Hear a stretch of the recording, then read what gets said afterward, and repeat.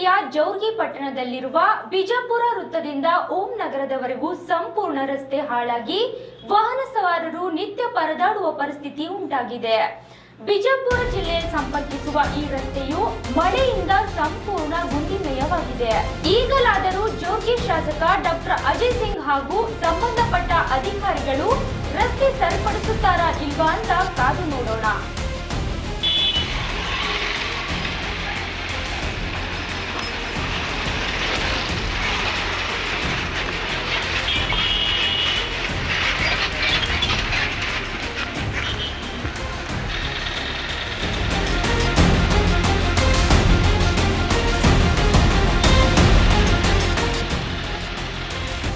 आगे तो live train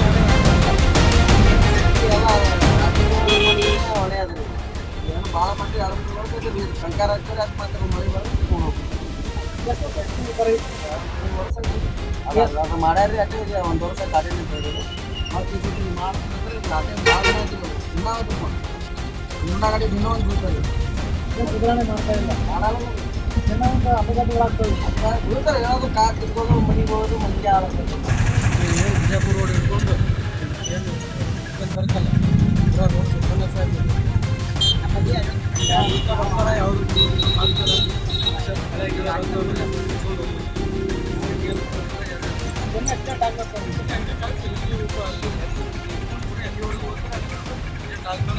ಏನು ಏನು ಸುಧಾರಣೆ ಆಗ್ತಾಯಿಲ್ಲ ಅಷ್ಟೇ ಯಾರು ಏನು ಅಂತಲ್ಲ 5 ವರ್ಷಕ್ಕೊಂದು ರಾಜಕೀಯ ಮಾಡೋದು ಬಂದು ಯಾರು ಮಾಡ್ತಾರೆ ಅಂದರೆ ಲೋಕಲ್ದವ್ರಿಗೆ ಹಾಕಿ ಟೋಟಲ್ ಲೈವ್ ನ್ಯಾಷನಲ್ ಲೈವ್ ಅಲ್ವಾ ಇದು?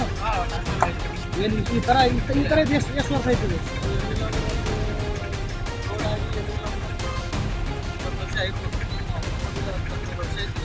ಇಷ್ಟೇ 5 ವರ್ಷ ಆಯ್ತು.